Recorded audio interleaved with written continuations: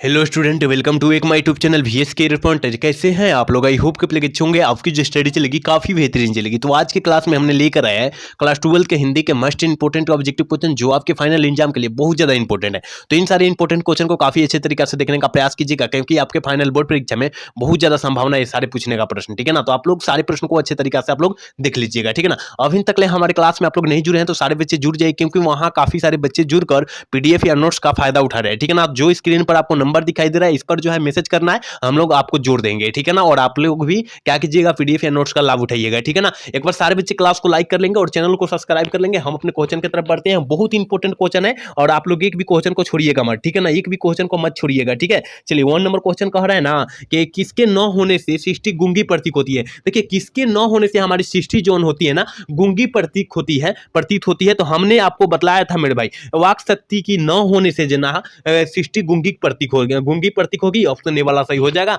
और याद रखिएगा 1 का ऑप्शन ए हो जाएगा, ठीक है। चलिए 2 नंबर क्वेश्चन क्या कर रहा है, 2 नंबर क्वेश्चन कर रहा है ना, देखिए कह रहा है लहना सिंह किस पद पर था। ये भी क्वेश्चन हमने आपको बहुत बार बताया कि लहना सिंह जो था ना किस पद पर था। जल्दी से जो है ना 2 का ऑप्शन बतला दीजिए मेरे भाई, क्या हो जाएगा, ठीक है ना। तो याद रखिएगा लहना सिंह जो था ना, याद रखिएगा जमादार के पद पर था। ऑप्शन बी सी हो जाएगा, ठीक है ना। 2 का ऑप्शन सी हो जाएगा, आप लोग याद रखिएगा, ठीक है ना। सूबेदार मत मार दीजिएगा, नहीं तो गलत हो जाएगा, ठीक है ना। जमादार के पद पर था, ठीक है। चलिए अगला नंबर क्वेश्चन यानी 3 नंबर क्वेश्चन क्या कह रहा है, देखिए 3 नंबर क्वेश्चन कह रहा है ना, कह रहा है कि बातचीत से मन किस प्रकार का हो जाता है। बातचीत से मन किस प्रकार का हो जाता है, हमने आपको बतलाया था जब बातचीत सिर्फ दो व्यक्तियों में हो सकती है, याद रखिएगा सिर्फ दो व्यक्तियों में हो सकती है। और देखिए हल्का अवर स्वच्छ हो जाता है, यानी हल्का पूरा हो जाएगा। अगर बातचीत कीजिएगा ना तो मन पूरा हल्का हो जाएगा और स्वच्छ हो जाएगा, याद रखिएगा। ऑप्शन सी वाला हम लोग टिक कर देंगे, 3 का ऑप्शन सी हो जाएगा, आप लोग याद रखिएगा, ठीक है ना। याद रखना है, एक भी क्वेश्चन को छोड़ना नहीं है और सारे क्वेश्चन को काफी अच्छे तरीका से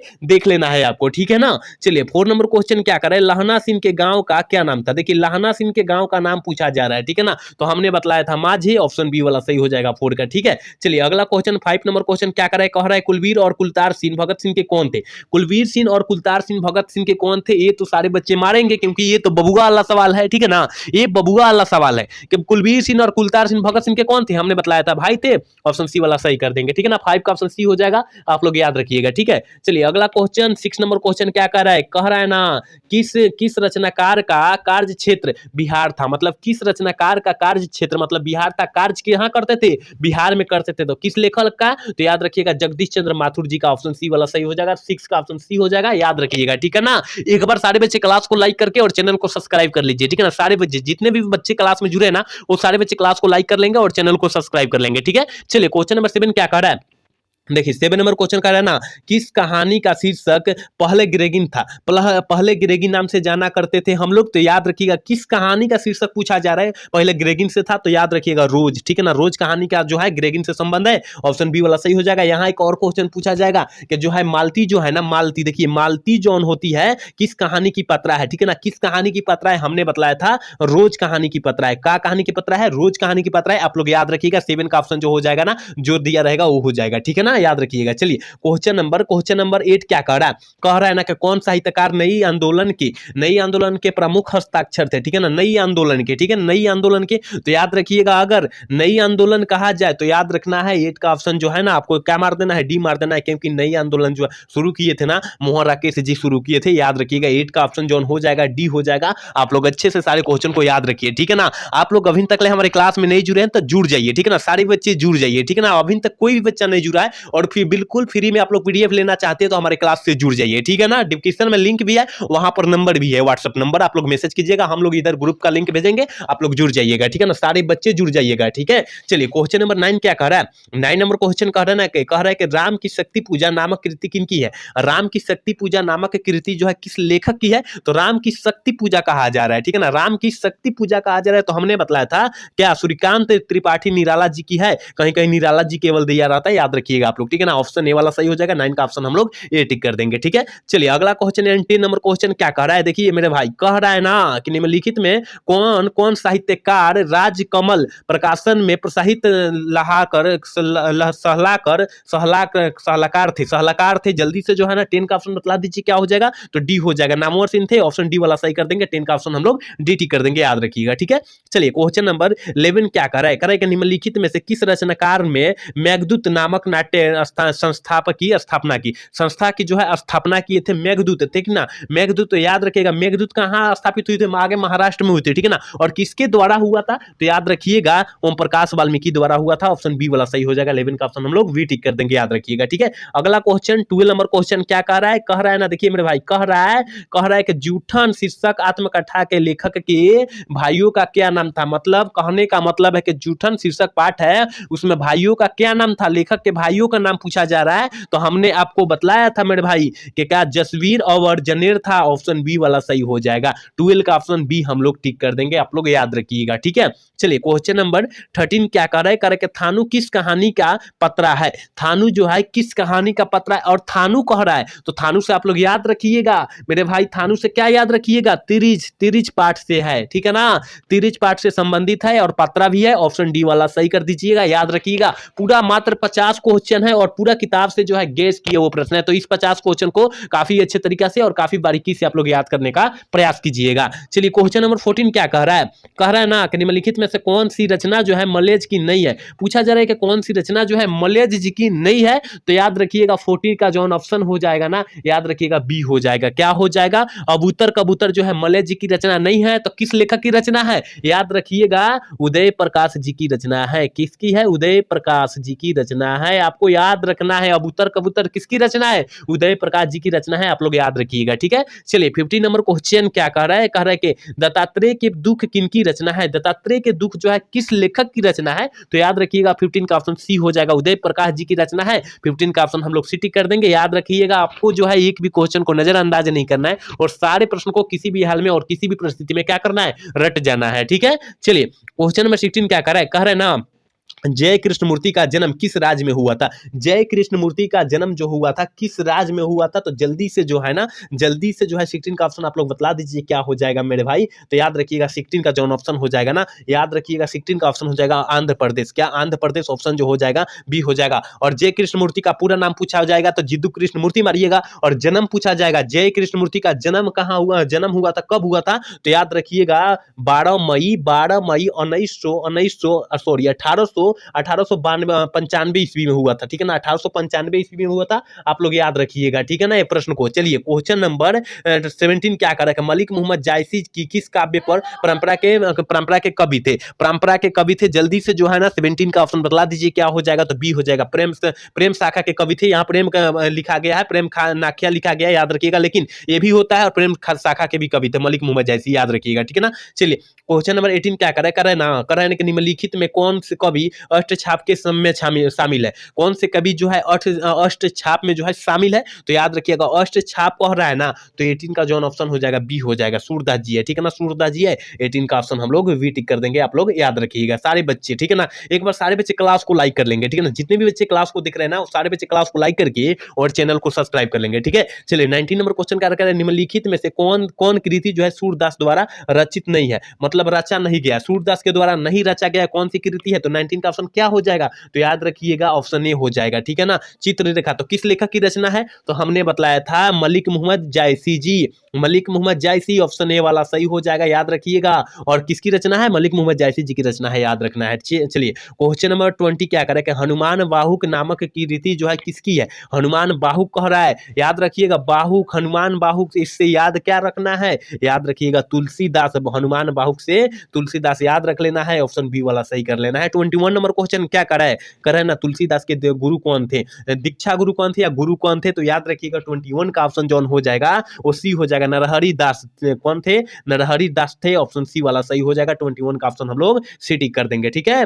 चलिए अगला क्वेश्चन 22 नंबर क्वेश्चन कर रहे हैं कि निम्नलिखित में कौन कवि भक्त राम भक्त थे, कौन कवि जो थे ना राम भक्त थे, राम भक्त की बात किया जा रहा है। तो याद रखिएगा 22 का ऑप्शन डी हो जाएगा, नाभादास जी थे, ठीक है, ऑप्शन डी वाला हम लोग सही कर देंगे। चलिए 23 नंबर क्वेश्चन क्या कर रहा है ना, भूषण किस काल के कवि माने जाते हैं। भूषण जी किस काल के कवि माने जाते हैं, हमने आपको बतलाया था रीति काल के कवि माने जाते हैं। भूषण जी किस काल के कवि माने जाते हैं, रीति काल के कवि माने जाते हैं, ऑप्शन सी वाला सही हो जाएगा, ठीक है ना। और भूषण जी कौन से कविता को रचे हैं, तो याद रखिएगा कौन, कवित जो भूषण रचे हैं ना, कवित केवल कवित, किस कविता को रचे हैं, कवित कविता को रचे हैं भूषण जी, याद रखिएगा, ठीक है ना। कवित कविता को याद रखना है, ठीक है। चलिए क्वेश्चन नंबर 24 क्या कर रहा है, भूषण को कवि नए भूषण की उपाधि किसने दी, मतलब कवि भूषण की उपाधि किसने दी, जल्दी से जो है 24 का ऑप्शन आप लोग बतला दीजिए क्या हो जाएगा। राजा राजा रुद्राशाह ने दिए थे, ऑप्शन बी वाला सही हो जाएगा। 24 का ऑप्शन हम लोग वीटी कर देंगे, याद रखिएगा, ठीक है। चलिए अगला क्वेश्चन 25 नंबर क्वेश्चन क्या करें कि कविता लेखन का आरंभ जयशंकर प्रसाद ने किस भाषा में किया। जयशंकर प्रसाद ने किस भाषा में किए थे, तो याद रखिएगा मेरे भाई ब्रज भाषा में किए थे। याद रखिएगा किस भाषा में, ब्रज भाषा में किया गया था, ऑप्शन ए वाला सही हो जाएगा, ठीक है। एक बार सारे बच्चे क्लास को लाइक कर लेंगे, जितने भी बच्चे क्लास को देख रहे हैं ना वो सारे बच्चे क्लास को लाइक करके और चैनल को सब्सक्राइब कर लेंगे, ठीक है ना। और जितने भी बच्चे अभी तक क्लास में हमारे नहीं जुड़े हैं तो जुड़ जाइए, ठीक है ना। वहां डिस्क्रिप्शन में लिंक है, वहां नंबर भी है, आप लोग जुड़ने का प्रयास कीजिएगा, ठीक है। चलिए क्वेश्चन नंबर 26 क्या कर रहा है, कह रहा है ना इंदु नामक पत्रिका का प्रकाशन किसने किया था। इंदु नामक पत्रिका का प्रकाशन जो है ना किसने किया था, किस लेखक ने किया था, तो हमने आपको बतलाया था जयशंकर प्रसाद द्वारा किया गया था प्रकाशन, ऑप्शन ए वाला सही हो जाएगा। 26 का ऑप्शन ए हो जाएगा, आप लोग याद रखिएगा, ठीक है। चलिए क्वेश्चन नंबर 27 क्या कह रहा है ना कि निम्नलिखित में कौन रचना जो है क्षयवादी की प्रतिनिधि रचना है, क्षयवादी की प्रतिनिधि रचना है। जल्दी से जो है 27 का ऑप्शन बता दीजिए क्या हो जाएगा, काम्यानी है, ठीक है ना, काम्यानी है, ऑप्शन डी वाला हम लोग सही कर देंगे, ठीक है। चलिए क्वेश्चन नंबर 28 क्या करें कि स्वाधीनता संघर्ष में सक्रिय भागीदारी किसकी थी। सक्रिय भागीदारी जो थी ना वो किसकी थी, किस लेखक की थी, तो याद रखिएगा 28 का ऑप्शन जो हो जाएगा ना ये हो जाएगा सुभद्रा कुमारी चौहान। स्वाधीनता से संघर्ष कहेगा वहां सुभद्रा कुमारी चौहान आपको टिक देना है, ठीक है। चलिए क्वेश्चन नंबर 29 क्या करें कि शमशेर बहादुर सिंह की पत्नी का क्या नाम था। शमशेर बहादुर सिंह का पत्नी का नाम पूछा जा रहा है, तो हमने आपको बहुत ही बार बतलाया है मेरे भाई, याद रखिएगा धर्म देवी था, ऑप्शन सी वाला सही हो जाएगा। और शमशेर बहादुर सिंह द्वारा कौन सा पाठ को रचा गया है, तो उषा पाठ को रचा गया है। कौन सा पाठ, उषा पाठ को रचा गया है, ये भी साथ में आप लोग याद रखिएगा, ठीक है। चलिए 30 नंबर क्वेश्चन क्या करें कि कवि और शायर एक साथ निम्न में से कैसे थे। निम्न में से कैसे थे, जल्दी से जो है 30 का ऑप्शन बतला दीजिए क्या हो जाएगा। कवि और शायर कैसे थे, शमशेर बहादुर सिंह थे, ठीक है ना, ऑप्शन ए वाला सही हो जाएगा, ठीक है। चलिए क्वेश्चन नंबर 31 क्या करें निम्नलिखित में से कौन सी रचना जो है गजानन माधव मुक्ति बोध की है। कौन सी रचना जो है गजानन माधव मुक्ति बोध की पूछा जा रहा है, तो हमने बतलाया था काट का सपना जो है गजानन माधव मुक्ति बोध की है, ऑप्शन डी वाला सही हो जाएगा 31 का, ठीक है। 32 नंबर क्वेश्चन क्या करें, हरचरना किसका प्रतिनिधि है। हरचरना जो है किसका प्रतिनिधि है, हमने क्वेश्चन बहुत बार बतलाया है कि मेरे भाई हरचरना जो है एक प्रकार का आम आदमी का जो है ना क्या है, ये प्रतिनिधि है, ऑप्शन ए वाला 32 का ऑप्शन ए वाला हम लोग टिक कर देंगे, ठीक है। चलिए क्वेश्चन नंबर 33 की तरफ बढ़ेंगे और 33 नंबर क्वेश्चन क्या करेगा, रास्ता इधर से है, रचना किसकी है। हमने बोला था आपको कि रचना से बहुत सारे क्वेश्चन बिहार बोर्ड पूछ रहा है, ठीक है ना, तो रचना आपको जो है ना किसी भी हाल में याद रखना है, ठीक है ना। तो रास्ता इधर से है किस लेखक की रचना है, तो 33 का ऑप्शन जो हो जाएगा बी हो जाएगा, रघुवीर सहायक जी की रचना है, ऑप्शन बी वाला हम लोग सही कर देंगे, ठीक है। चलिए क्वेश्चन नंबर 34 की तरफ बढ़ेंगे और 34 नंबर क्वेश्चन देखिए ना, कह रहा है कि इंदिरा गांधी कृषि विश्वविद्यालय में एसोसिएट प्रोफेसर के पद पर कौन कवि कार्य करते थे। कौन कवि जो है कार्य करते थे, 34 का ऑप्शन क्या हो जाएगा, विनोद कुमार शुक्ल कार्य करते थे, याद रखिएगा। ऑप्शन जो हो जाएगा 34 का ऑप्शन जो हो जाएगा बी वाला सही हो जाएगा, याद रखिएगा। आप लोग एक भी क्वेश्चन को नजरअंदाज न कीजिएगा और सारे क्वेश्चन को काफी अच्छे तरीके से आप लोग देखने का प्रयास कीजिएगा, ठीक है। चलिए क्वेश्चन नंबर 35 क्या करें, निम्नलिखित में से किस कवि को दमयंती मोदी कवि शेखर सम्मान प्राप्त हुआ था। किस कवि को हुआ था, जल्दी से जो है ना 35 का ऑप्शन बतला दीजिए क्या हो जाएगा, तो विनोद कुमार शुक्ल को प्राप्त हुआ था, ऑप्शन बी वाला सही कर देंगे 35 का, ठीक है। चलिए अगला क्वेश्चन 36 नंबर क्वेश्चन कह रहा है, देखिए कह रहा है ना, कह रहा है कि बिहार लोक सेवा आयोग का चयनित होकर कारा अध्यक्षिका के पद पर किस कवि ने कार्य किए। किस कवि ने कार्य किया, तो जल्दी से जो है 36 का ऑप्शन बतला दीजिए। तो कवि क्या कह रहा है, यहाँ अधीक्षक कहेगा ना कारा अधीक्षक कहेगा, ज्ञानंद पति मार दीजिएगा, ऑप्शन सी वाला सही कर लीजिएगा, ठीक है। चलिए क्वेश्चन नंबर 37 क्या कह रहा है, 1870 से 90 के बीच लगभग की 300 कहानियां किसकी प्रकाशित हुई है। 300 कहानियां किसकी प्रकाशित हो चुकी है,